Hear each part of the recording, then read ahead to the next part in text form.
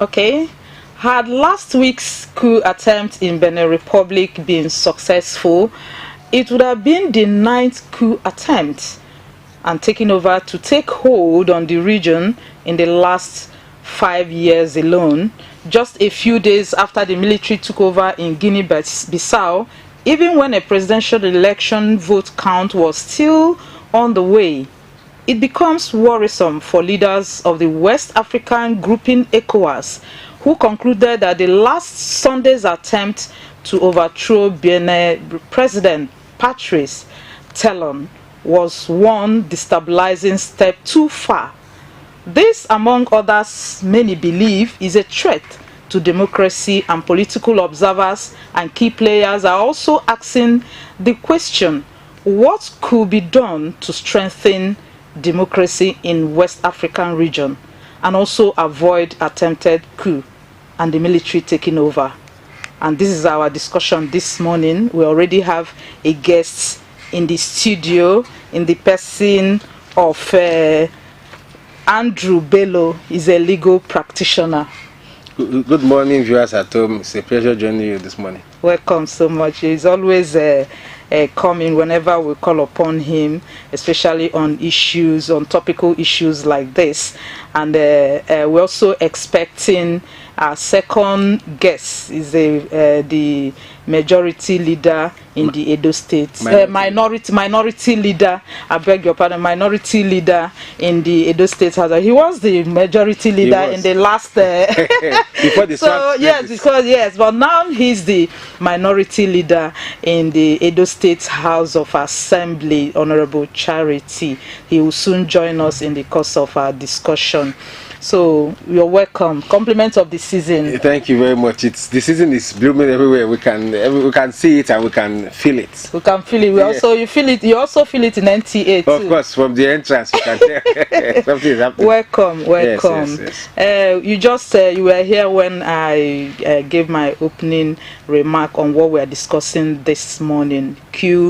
Attempted coup, taking over of military in some West African region, and yesterday the news is all over the media this morning concerning how the Nigerian Senate has already approved the president's request to deploy troops to the Benin Republic, peacekeeping and for peacekeeping force for intervention on that. And they didn't really go into debate; they just approved of it. So when you heard the news, how did it make you feel? Did you beat your chest that Nigeria is really playing a big brother role? Well, thank you very much. Nigeria is playing a big brother role. It's a good thing that we are trying to play a big brother role, and every person is happy, and we are celebrated internationally. But locally, are we being celebrated? Are we celebrating ourselves? Before you go, because we have a rule here in this part that says the masquerade must dance first at home before it goes outside to dance. So are we dancing well at home as a people before we go out there to dance? Are we giving ourselves the dividends, the values of democracy before we go outside there to impose it on others? And what do we call democracy? Because sometimes I think the problem we have had as a people is that we believe that the absence of the military in governance is democracy. Once there is no military takeover, there is democracy. That's the way the African man has defined democracy, which is not exactly what democracy is all about. Democracy is a government of the people, for the people, and answers to the people. It must answer to the people. If the government no longer answers to the people, it's no longer a democracy, it's a coup. And what we saw in Benin Republic a few days ago is a coup which, in some people's reading, it is a coup toppling another coup, because the civilian government that was there wasn't acting as a civilian government. That is the issue. African leaders, they don't act like civilian government. They don't act as if they are answerable to the people. They act as if once they are in power, they are law unto themselves. The constitution doesn't matter. Nothing matters. All that matters is what they think and what they feel. That is why an African leader, for example, who has never worked anywhere else, can boast of assets all over the world that he can never account for. If you ask him to account for the money with which he acquired this asset, he can't account for it. We hear every day of leaders, people who sit in governorship positions, ministerial positions, different offices in government, even here in our country here, that are owning properties all over the world. And you begin to ask yourself, how did they make this money? How much is their salary? What do they take home? Do we even go back to look at the Code of Conduct Bureau? Because that Code of Conduct form that they sign when they are entering there is supposed to checkmate their assets. Before you enter, you declare your assets. Say, look at what I had before I enter here. By the time you are now leaving, they go back and check. What have you now amassed? Does it meet up with what you were paid within the period? If it does not meet up, you should come and answer question. But the way we have done things in this country or in West Africa as a whole, we treat citizens as if they are conquered territory. That is why coup is becoming. I'm following your introduction. Introduction. You said there have been 9 coups. Yes, I wanted to know within 5 years. Yes, that is why this coup, they are becoming very attractive. Unfortunately, it's not a good thing. That is the truth. Anytime there is a coup, it is bloodshed. People die. Unnecessary turmoil. Unnecessary. Sometimes it leads to crisis for years, for months. People suffer for nothing's sake. Something that could have been avoided. I think it's high time that ECOWAS and other African leaders sit down and ask themselves the question, how are we answerable to our people? Are we actually giving them democracy? I think it's time we get back to that paradigm where we begin to ask ourselves as people, as nations, are we giving our people democracy, or are we having civilian coup in the name of democracy? Okay, so I still want you to, because you are talking about democracy now, is it that you also of the belief that this coup and counter coups and taking over of the military, trying to come to take over power, you believe that is because the leaders are not really giving that dividends of democracy, not doing much? That is why there's a threat of coup. Thank you very much. That is exactly. And some people are also very scared that it's like it's coming closer. To home. Yes, that is the reason the president had to take this step to show to the others close by. Maybe there are others who were planning to bring it from there close home. He had to take this step to let them know that he will not take it lightly if they attempt it. And the step he has taken is a good one.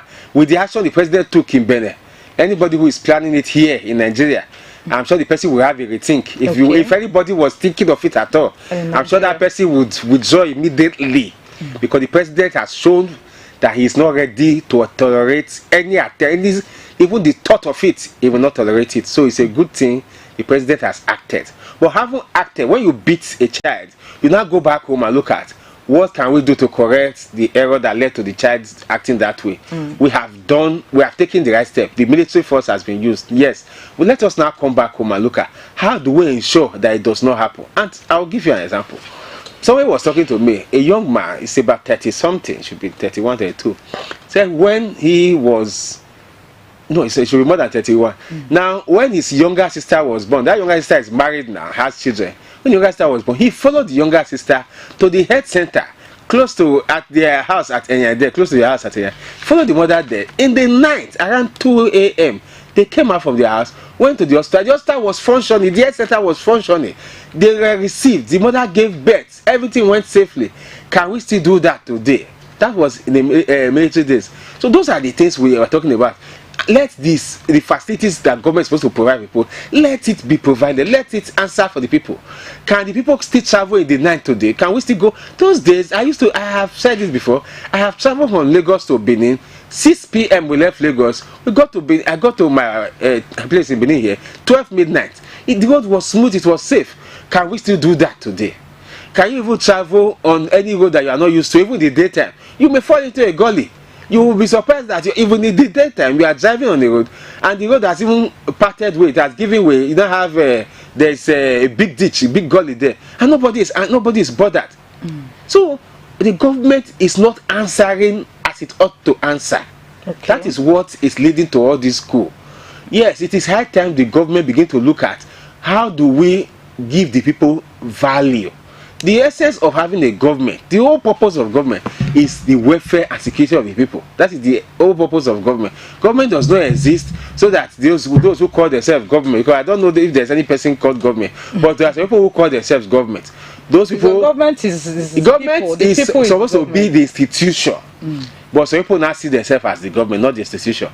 The entire institution is government. Okay. But we in Africa, we think that one person can be government. Once I give that is why somebody can give an order, no matter what the constitution says, say go ahead, because he feels that he is government. But if you feel that it's an institution that is government, then you follow the rule. You ask the question: what does the rule say? What does the law say on this matter?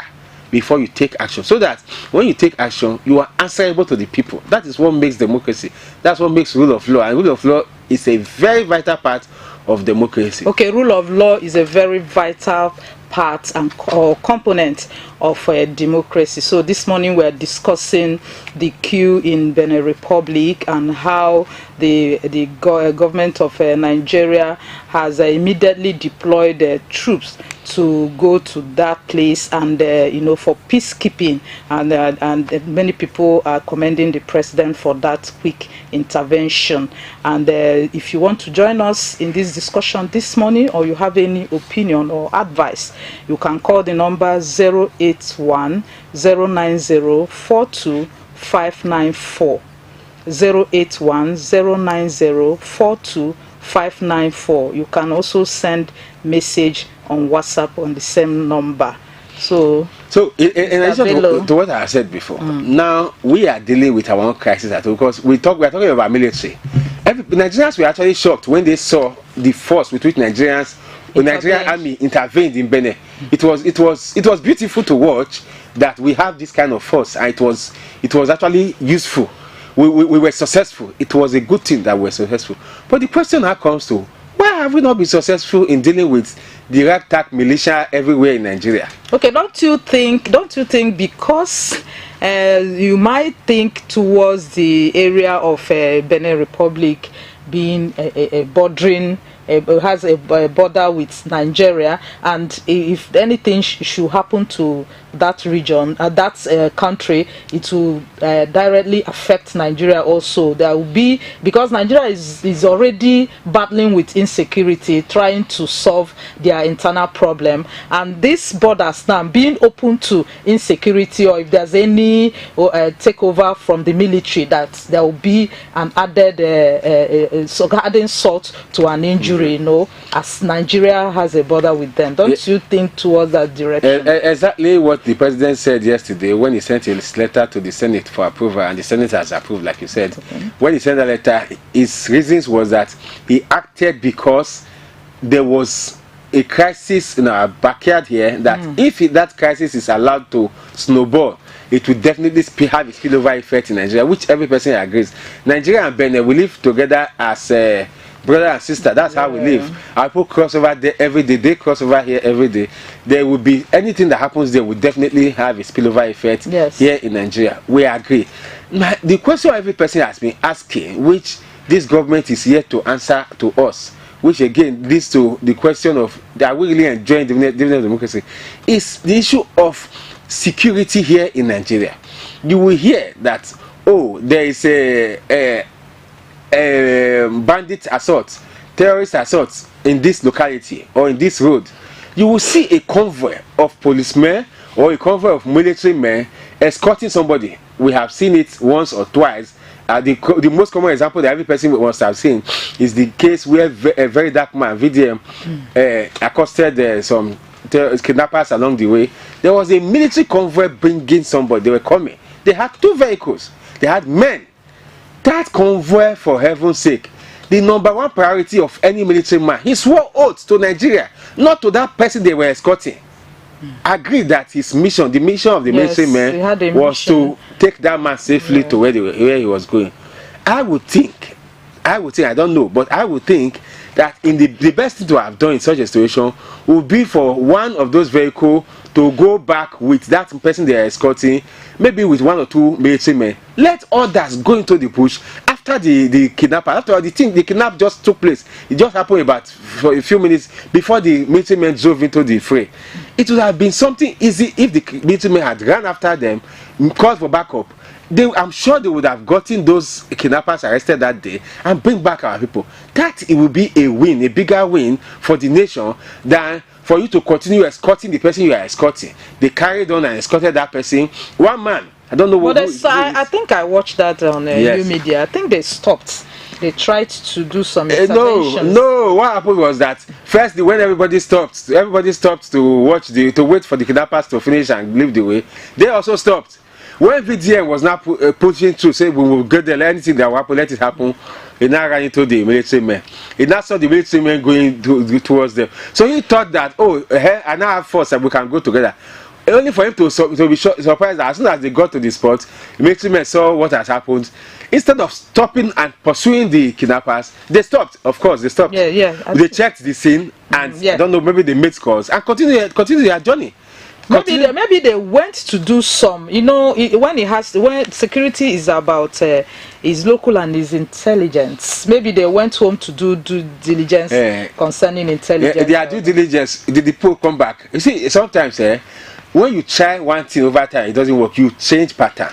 It's high time we make these kidnappers, terrorists, and whoever they are that are making this country unlivable for us. We make it clear to them that it's fire for fire. Anytime there's an attack, we'll bring everything we have against them. When you do that, you see that this thing will end. The problem we have is that anytime, now we have this issue of Harrison Guam issue that is all over the media now, that he was supposed to go and hand over ransom to somebody and the ransom didn't get there and all of that. Now the question is, why are we so comfortable with him with ransom being handed over to kidnappers? These kidnappers came, they had the guts to sit down and start talking about the money, that this money doesn't look like it's complete. No problem, we will give you the wife first. When we count it, we will now give you the husband. Imagine how comfortable it is for criminals to operate, that they will not feel like they can tell you. I think that's one of the reasons why the president is because if the senators, the lawmakers, they did not, one or two called for debate, and the way the Senate President Akpabio just tried to just cut them off, I think that's the reason why Nigeria. I will answer that one. The president, the lawmakers are now in synergy, unanimously, swiftly, send approve for the troops to go there because already Nigeria has their internal issues. See, any day the Senate or the National Assembly becomes in perfect sync with the executive, the National Assembly should be scrapped. If they want to be in sync, there's no need. Let us work with the president and his cabinet since they want to be in sync. The job of the National Assembly is not to be in sync with the president. Their job is to look at what the president is doing, if he is doing it rightly.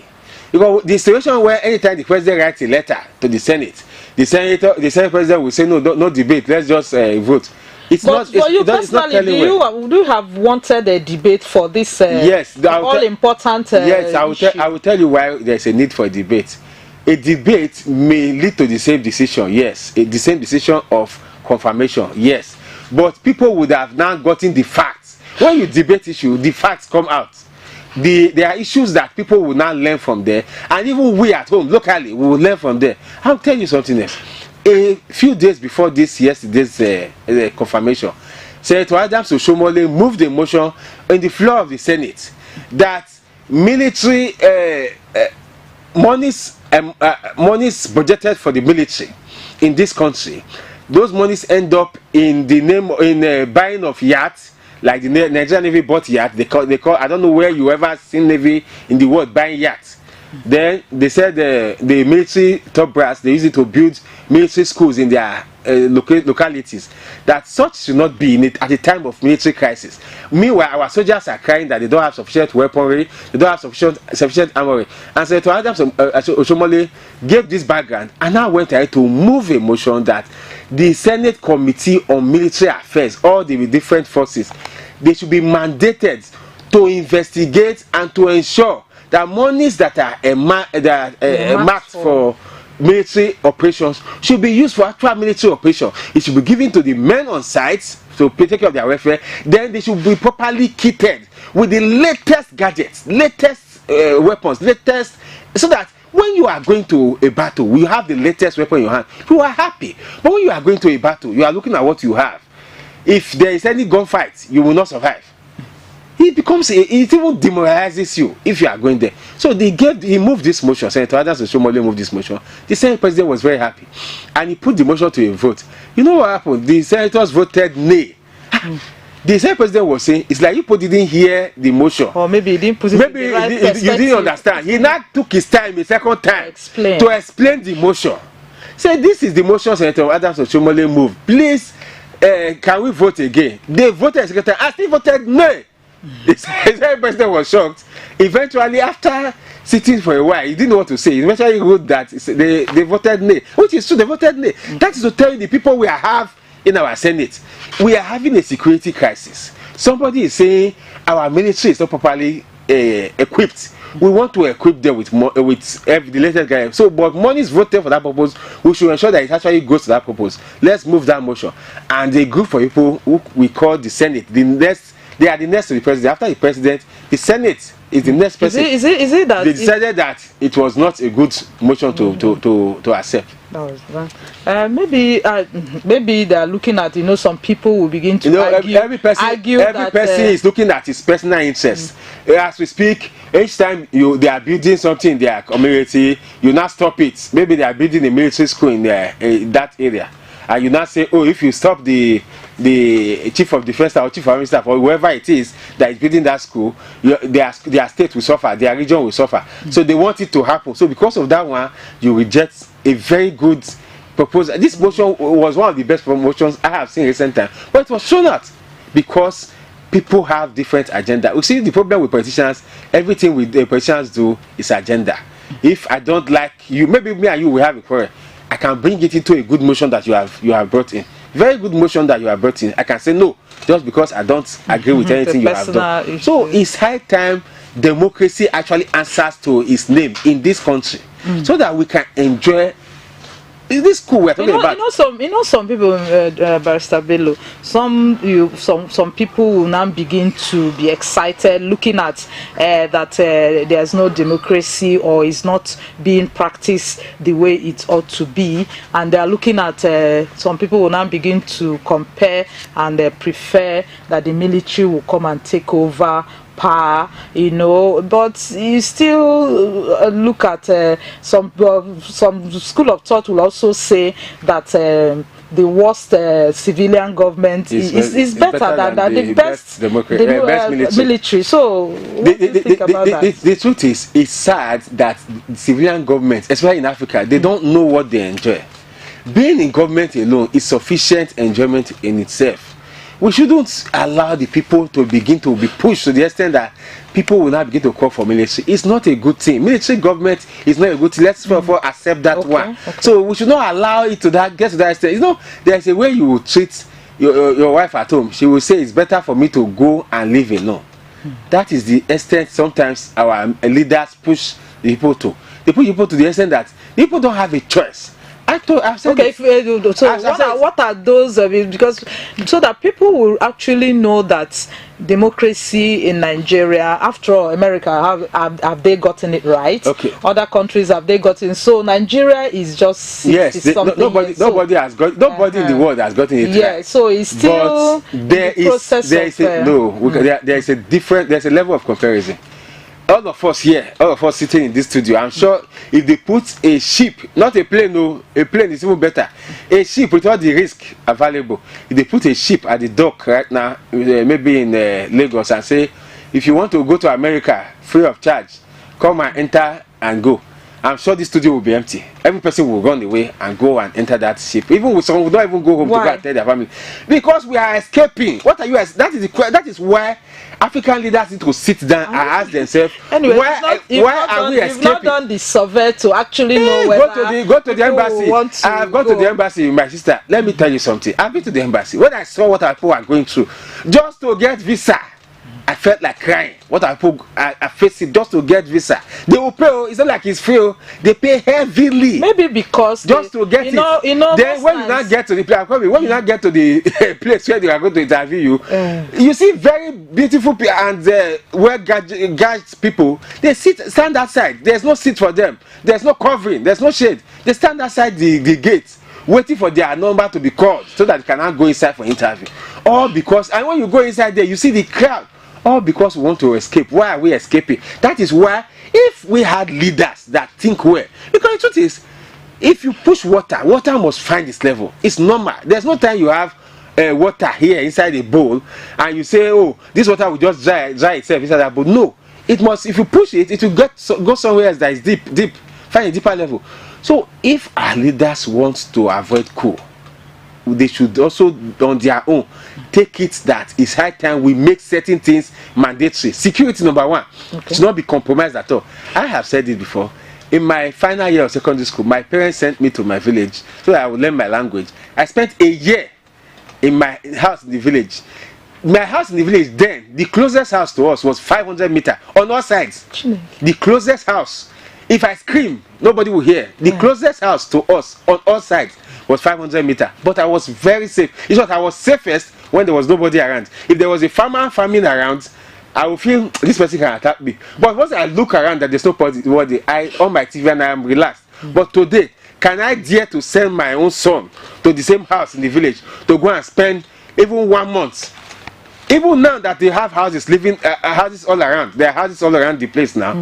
I'm not sure I can send, even myself as an adult, can I go and stay a month there?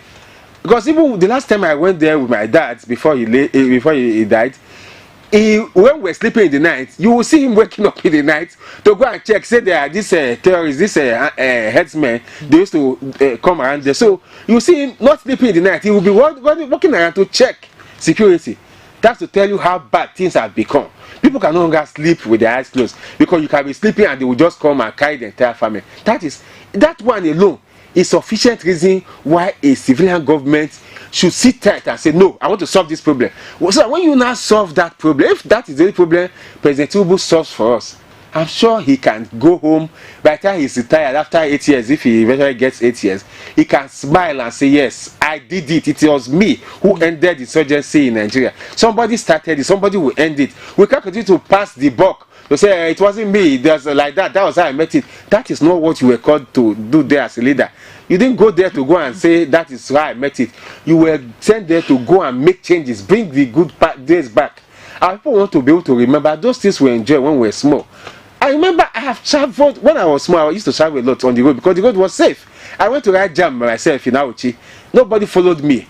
I went and I came back. I slept at the house there. And I came back. There was no afraid of anything. But today, can you put your child that has never traveled before on any roads, even from here to Ekpoma here, and say go and come back? It's a problem. I think it's a... so we need to solve... The government when we solve our own problem, military will not have anything to come and tell anybody. That is the truth.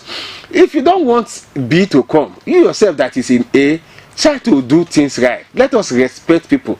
Don't treat people as if I have conquered them. They cannot say anything. If you think you have conquered them, outsiders will come and push them to fight back, to rebel. And nobody wants rebellion because rebellion causes crisis. Like it happened in Niger. Whether you like it or not, there was bloodshed in Niger. The military men, Nigerian military men that were killed, they are human beings too. They are not animals. We talked about the coup that has happened in Africa in the last 5 years. Nine of them. Now, all these coups, what do they all have in common?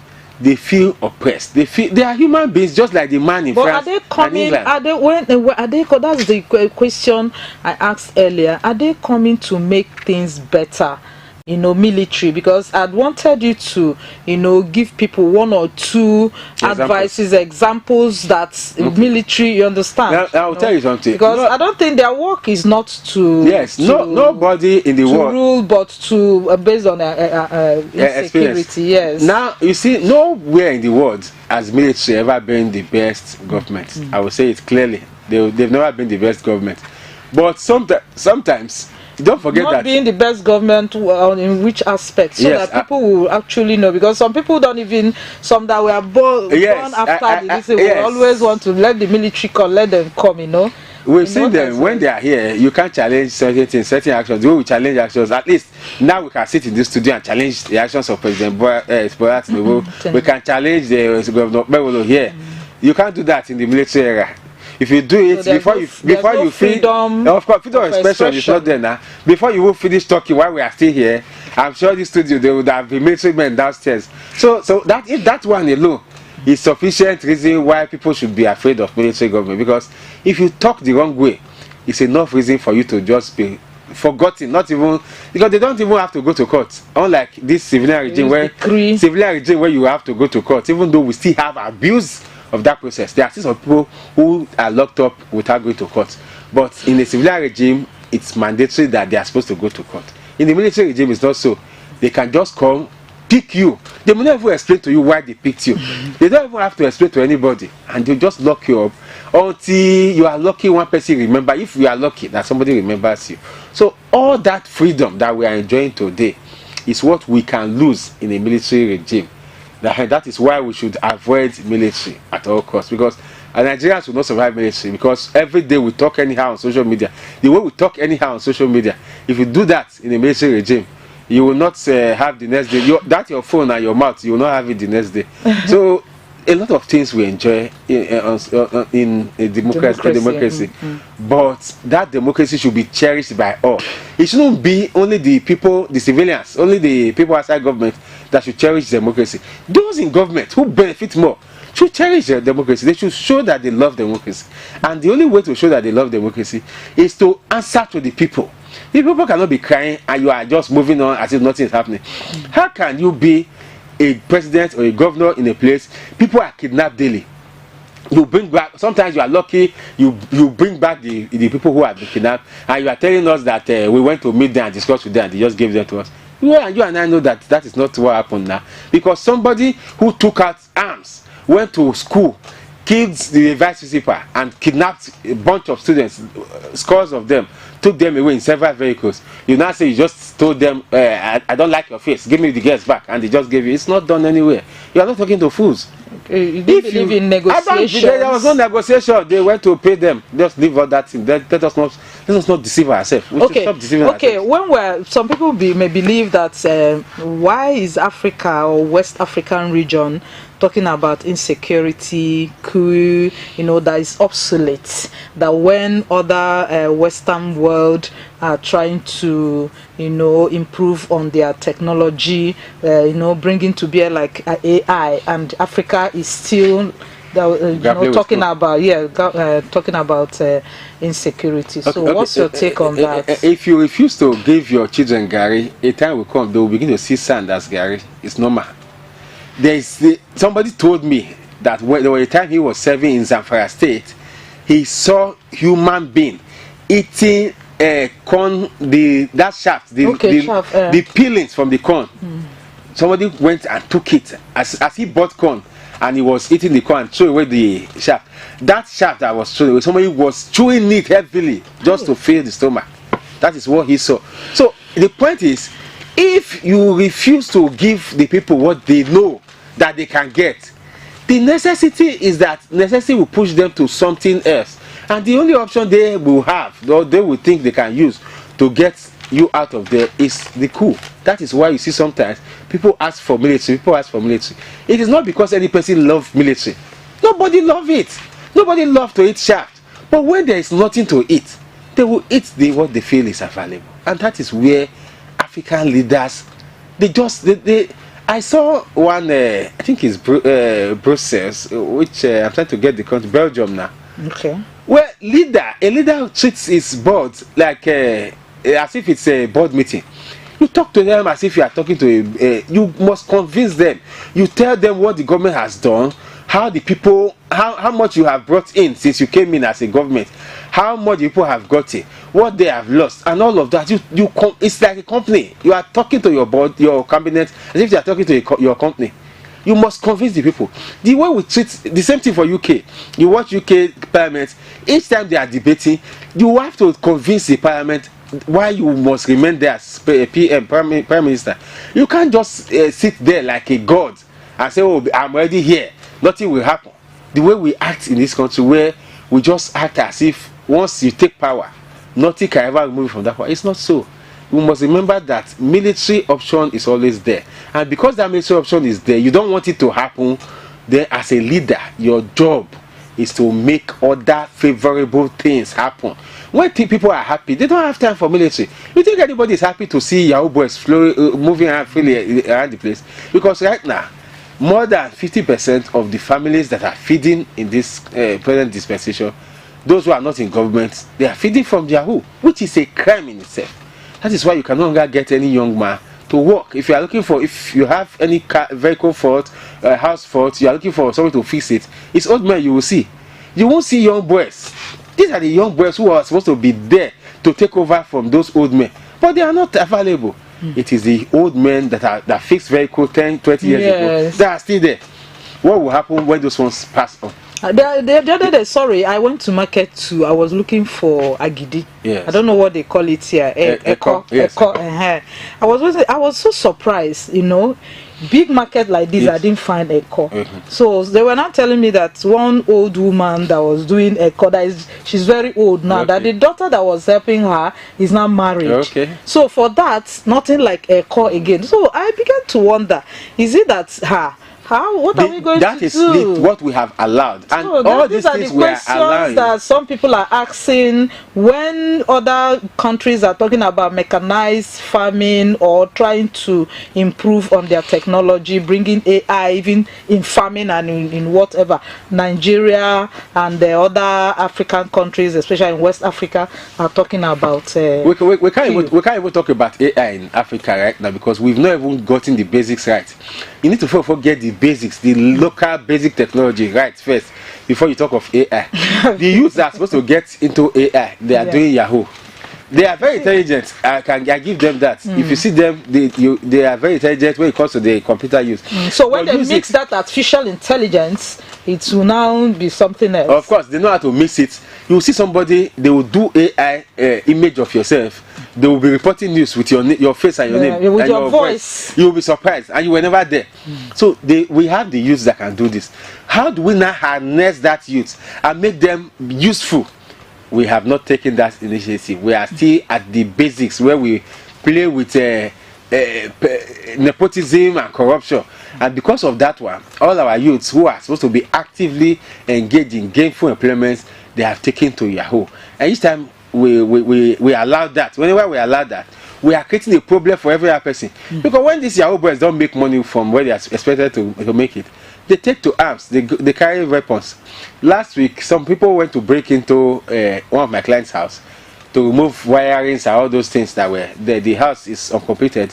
He lives in the other compound. The uncompleted upstairs is inside the same compound with him. So they were inside. He was hearing the noise. So he started shouting, thief, thief, and all of that.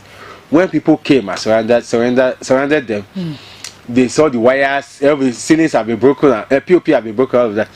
One of the boys was unlucky. He fell from the up there and suffered injury, and eventually passed on.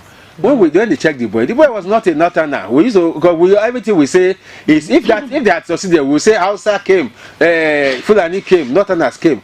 It was from this side. That's the issue of profiling. Because last time there are some kind of stories of insecurity, and at the end of the day, you still find some pockets of our people, of locals. Our people are there. Our people are involved. In this case, that we caught the boy was alive, but he eventually died. He is not from any outside northern state. He is from here, this local community. That is what happens when Yahoo fails. Maybe this person has been doing Yahoo and making small change now. Unfortunately, Yahoo did not pay this period, and this is Christmas period. He has to do what he has to do. Now he has gone to put his hand into what he has not to put his hand, and look at where we find ourselves. I would think that it is high time we take the playbook of, like I said before, fire for fire against criminality in this country. Fire for fire. Where does Barrister Bello, where does ECOWAS, that's the Economic of West African States, where does it come in as a large body You understand? Where does it come in all this? Okay. Because you see countries under ECOWAS trying to, some are already pulling out of ECOWAS, being threatened. Most of them are being threatened by a coup, then insecurity. So where does it come in? Yes, ECOWAS is supposed to be a body that helps to checkmate all this coup and all of activities in West Africa. Yes, of leaders in West Africa. Even when Yahya Jammeh had refused to leave the Gambia in 2017 when he lost his election, the ECOWAS came in and intervened and they removed him. So that's what ECOWAS is supposed to be. But I think ECOWAS has become a camp of friends of. If you are a friend of civil rule, fine. If you can play with civil rule, fine, no problem. But when it comes to anything outside civil rule, ECOWAS no longer come in. They no longer look at the actual economic part of the community, because ECOWAS means economic community of West African states. Yeah. Where is the economic part of that ECOWAS? Excuse me. Because I've not heard of it in the last 10-20 years. I've not heard of any discussion related to the economic part of ECOWAS. Because some people are arguing that when it comes to economics, the welfare of people, that's what the leaders do. They are just after protecting themselves. That is the point. Is it? Do you also toe in that line of thought? Exactly. ECOWAS leaders, they see themselves as a group of friends, like I said just now, helping to protect themselves and nothing more. They just help to protect themselves, and that should not be. It should be a place of economic friendship, where you want to buy and sell and we have competitive advantage, we can assist ourselves to ensure that the market is favorable for us in that community. That's the essence of ECOWAS. Where you have competitive advantage, I will be friendly to you. Where I have, you will be friendly to me, so that we can assist ourselves to get things done rightly, so that people who are in Benin, Togo, Ghana, and Ivory Coast and the other ECOWAS states, they can enjoy the same benefits as we also in Nigeria here. Things will be cheaper for us. Then we can also do the same for them. But it's not so. So individual politicians and leaders now, what's your advice to them in order to avoid this incessant coup d'etat that's springing up every time? As a final thought. It's a very simple matter. Leaders must learn that in a democracy, you answer to the people.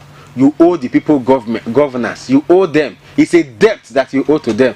So it's not something that you collected by conquering a nation, because our leaders in Africa treat democracy as if it's a conquered territory. That once I'm there, I have conquered. It's not a conquered territory. It's a debt you owe the people. The moment you sit in that seat, you are looking at, how do I serve them today? What can I give to them today? What do they need from me today? So that when you give, the people will be able to now call you. By the time you are leaving power, people want to even celebrate you for leaving power.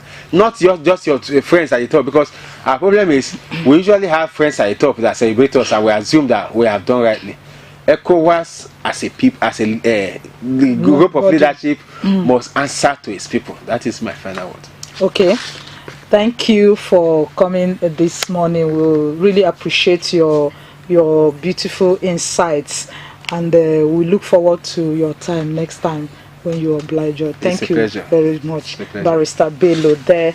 And earlier we told you that our second guest, Barrister Honorable Charity Iguadola, that is the minority leader in the state of Assembly, couldn't make it. I think he went to the TV, our station at TV Road. That is our administrative station. This is where we do our program. This is our NTA Adoawa. This is where we were expecting him. So probably maybe next week he might join us, depending on the topic we are going to discuss. We thank you for being part of this program this morning. Also, the leaders owe the people the responsibility of good governance, and we look forward to that, so that this issue of insecurity, this issue of coup d'etat, and attract whatever that will attract the military to come to governance, because from people, from political watchers, and even our guests believe that the worst civilian government is better than the best military. So we look forward to your time next week when we come for another interesting topic. Till then, stay safe. Bye bye.